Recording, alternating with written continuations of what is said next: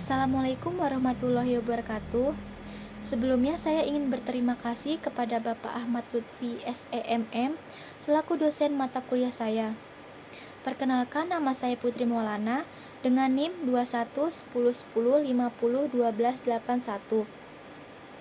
Pada video ini, saya akan mempresentasikan hasil penelitian skripsi saya yang berjudul Pengaruh Debt to Equity Ratio dan Quick Ratio terhadap Financial Distress pada perusahaan subsektor farmasi yang terdaftar di Bursa Efek Indonesia periode 2016 sampai 2023. Financial distress dikenal mulai sejak era revolusi pada abad ke-19 di Eropa dan Amerika Serikat. Perkembangan industri besar-besaran meningkatkan investasi, tetapi juga meningkatkan risiko keuangan. Financial distress merupakan kondisi di mana perusahaan mengalami kesulitan dalam memenuhi kewajiban finansialnya. Selanjutnya ada rumusan masalah. Yang pertama, apakah terdapat pengaruh quick ratio atau QR terhadap financial distress pada perusahaan subsektor farmasi di BEI periode 2016 sampai 2023. Yang kedua, apakah terdapat pengaruh debt to equity ratio atau DER terhadap financial distress pada perusahaan subsektor farmasi di BEI periode 2016 sampai 2023. Yang ketiga, apakah terdapat pengaruh quick ratio dan debt to equity ratio secara bersama-sama terhadap financial distress pada perusahaan subsektor farmasi di BEI periode 2016 sampai 2023. Selanjutnya ada tujuan penelitian. Yang pertama, mengetahui pengaruh quick ratio atau QR terhadap financial distress pada perusahaan subsektor farmasi yang terdapat di BEI periode 2016 sampai 2023.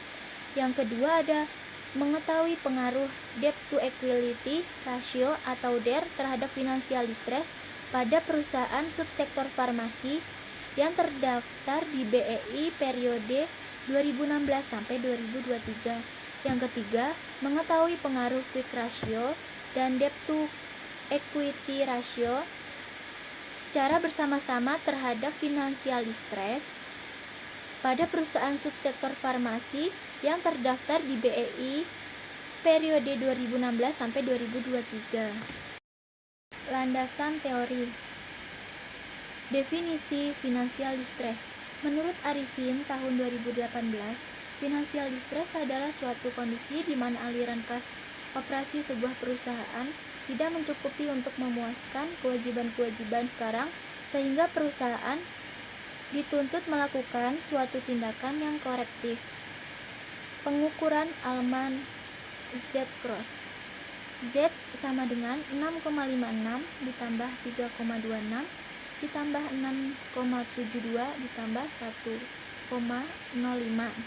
di mana X1 working capital atau total asset, X2 retained earning atau total asset, X3 EBIT atau total asset, X4 book value equity atau book value debt. Definisi quick ratio. Quick ratio atau equity ratio adalah rasio yang mengukur kemampuan perusahaan membayar utang jangka pendek dengan aktiva lancar yang paling liquid, tidak termasuk persediaan. Menurut Kashmir tahun 2016. Formula quick ratio. Rumusnya quick ratio sama dengan current asset dikurangi inventory dibagi current liabilities. Definisi debt to equity ratio.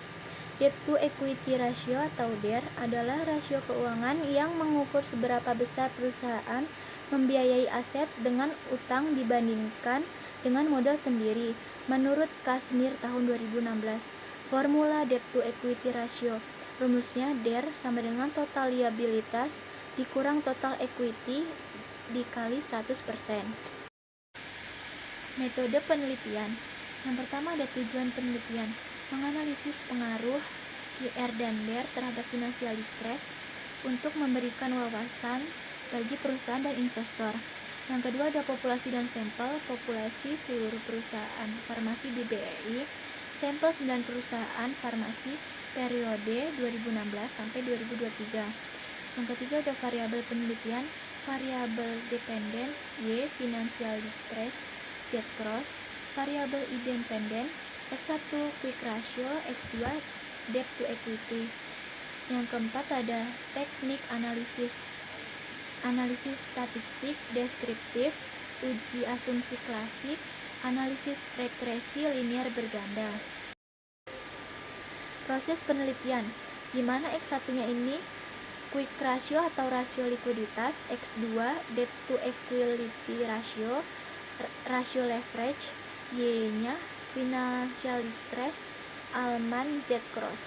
Keterangannya H1 quick ratio berpengaruh negatif terhadap financial distress, H2 debt to equity ratio berpengaruh positif terhadap financial distress, H3 quick ratio dan debt to equity ratio secara bersama-sama berpengaruh terhadap financial distress.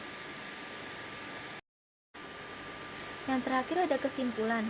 Yang pertama, likuiditas quick ratio atau QR berpengaruh signifikan terhadap financial distress. Perusahaan dengan QR tinggi lebih mampu memenuhi kewajiban jangka pendek. Yang kedua ada leverage, debt to equity ratio atau DER juga berpengaruh signifikan.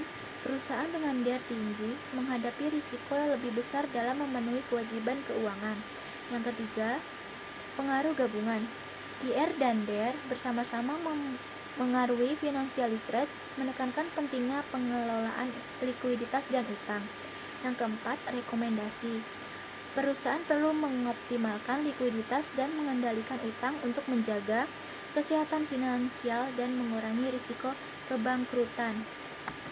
Sekian, terima kasih. Wassalamualaikum warahmatullahi wabarakatuh.